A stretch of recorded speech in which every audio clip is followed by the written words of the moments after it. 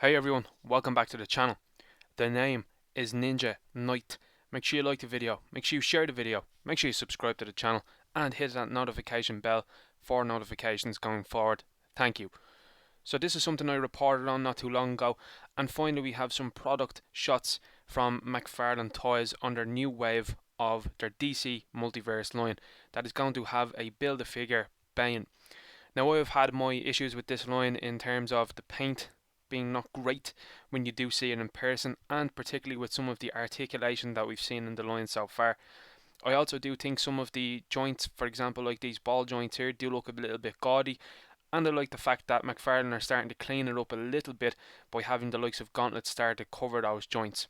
I do ultimately think that they should have maybe swappable hands with these figures, and I think that the accessories that they do decide to pack in with these figures at times are a little bit strange, but I think it's something that they're going to have to learn about fairly soon, or people just will not buy these. So as we can see here, we have Wonder Woman, and she is sporting a mohawk. Very interesting look. I still think the head is a little bit too long from the looks of it, and I think when you're looking at the image that it is basing itself off of, I think it does a fairly good job of recreating that look.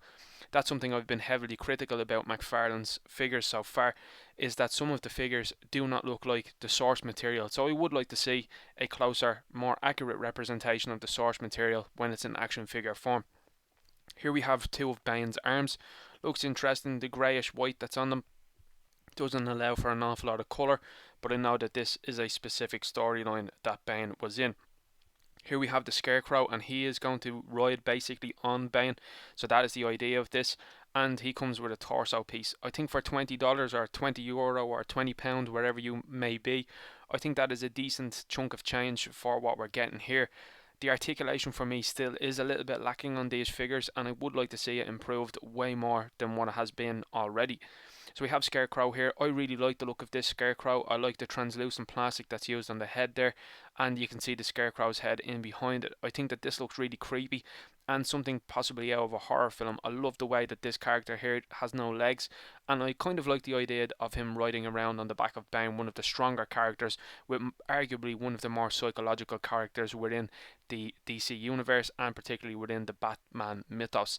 He comes with a stand here, so it allows him to kind of look like he's floating in the air. That's a little bit interesting, and I think ultimately I think stands are very much so welcome here. Here we have Omega, and this is a character that could have used an alternate head, but I think again, like I said, some of the things that they pack in with this line is a little bit questionable.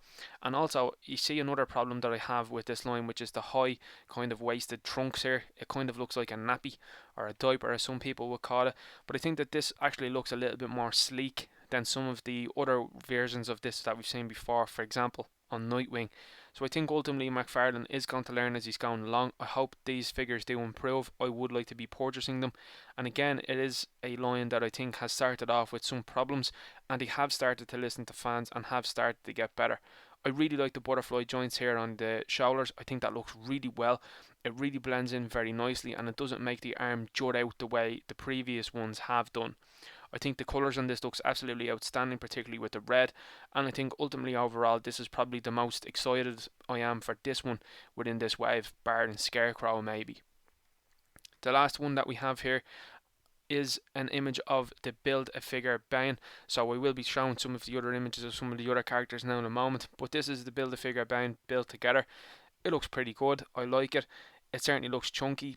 Some of the articulation though, it's a little bit, not to my specifications. It's a single elbow joint. I know a lot of people here are happy enough with that, and they think if it was a double it would break up the look. I do understand that, but I would like this guy to be as articulated as some of the most articulated characters within this line, or certainly have a little bit more in my opinion. I think it does look good though. We can't fault the sculpt work. The sculpt work does look absolutely excellent, and that is something I will give McFarlane props on, that the sculpt work for these figures looks absolutely top notch. Just our articulation for me is what could send it over the edge as being some of the best lines that are out there in my opinion. Also cloth I think would look really well with some of these figures as well. So here are some in-package shots here. As we can see here, you have Bane, the collect to build Bane. It's in a bigger box, interesting enough because it's going to take up bigger real estate on the shelves. Some of these McFarlane figures I have seen myself have gone on deep discount. That's not always great for a line that's as early as this one. I do assume that the Batman, the Dark Knight metals are going to sell very well, but I do think that character selection is going to be key for this line to continue the way it is. I think some of the more obscure choices like this one might be a wave that most people say maybe not interested in this one. It will get some fans of the die-hard comic book fans into this wave though, however. But the box again, as I said, is quite large looking, so it depends on what retailers want to do ultimately themselves with the shelf space. Looks nice in box, I have to say. I do like the fact that this is more of an ordinary packaging rather than the more dynamic packaging that we've seen recently, which from reports has caused some QC errors, particularly with the flash with the leg being bent. So I'm not a fan of these figures being posed within the box. I would rather a standard look so that there is no warping of the plastic going on within the box. As you can see here, Scarecrow comes with the torso of Bane and of course the stand. I think for 20 that's probably decent enough. I think that that's not too bad whatsoever. I do like that this wave does not make you buy multiples either, because I know for an awful lot of people the multiples of the Crow Robin is an absolute nightmare, because if you want all three of those expressions you're going to end up with three torsos of the Merciless, which seems to be a bit of a strange decision all things considered. Here we have Omega in the box, and it's again, like I said, it's something I don't like. I don't like the fact that he's posing that. It's going to cause issues with the legs here, I think, possibly, and it's not something I'm a huge fan of. I'd rather it be a standard look in this box here. Here we have Bane's legs, and they look quite sizable, as you can see with this figure. This is a 7-inch figure, let's not forget. But I have to say, I really, really like this from McFarlane. They've included alternate hands for this character.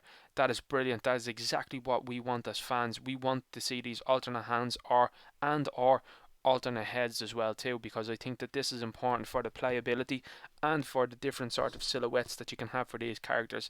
I love the fact that it's coming with two fists. As a Batmanish type of character, it absolutely should be coming with fists, and the same we would say for the Flashpoint Batman, that should have came with fists in my opinion as well. Here we have this last image of this Batman. I have another image as well after this one, and this is inclusive of a baton, a Joker head in a jar, Bane's head, and his two hands. So an interesting split amongst this wave. Usually the arms come in a Build-A-Figure wave all together, an arm and a hand. He's decided to split this across with the head. I think that that's a good marketing technique, and I think Build-A-Figure waves are incentivizing people to buy these. I will say though, as you can notice here straight away from this, you can see here from this joint going so far down into the arm that it's actually cutting into it with the colour, so it actually breaks the colour away rather than having all brown going across. So that's a little bit of an eyesore, and again something that they need to pick up on much earlier and much quicker within this line. You'll notice as well too here that Batman seems to not have alternate hands. I think with the image that we have here, we'll see now in a sec, doesn't have alternate hands, so he just has open hands. To me, it's nice getting this Billy Club, it's nice getting the Joker head in a jar, but I think ultimately if it's a Batman figure, it should have fists as well too, not just open hands. How is he going to fight in that way then? It doesn't make sense. As you can see here as well too, maybe on the final image we might be a little bit different. We will see. No, it's not. So as you can see here within this image, and this is something that really bothers me about the McFarlane line, you have an image that you're working off of, but yet it doesn't really reflect what's going on here. This jar is sort of red. This jar doesn't have any red on it whatsoever. Now the final image, we might see something a little bit different. I hope so. But I think if you're pulling artwork from the art, in my opinion, it should be as close to the artwork as possible. I don't think you should be taking artistic licenses and artistic liberties with these figures. I think you should be nailing how this looks here.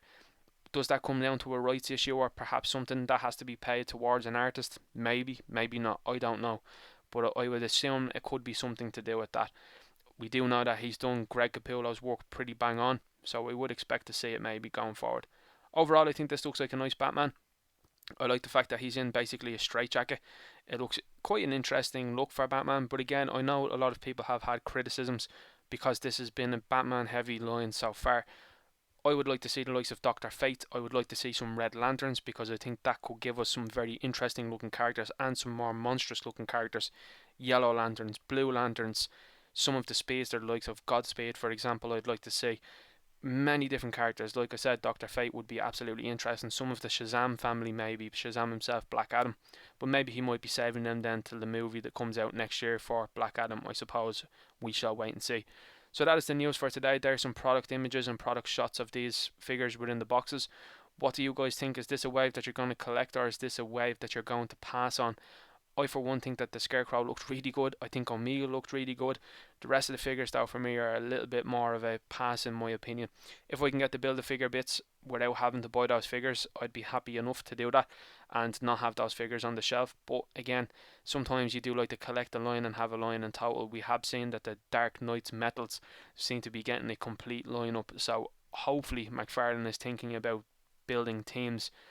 Like I said, coming with these extra accessories, the likes of hands, extra hands and stuff like that is fantastic, and I think that that is a step in the right direction.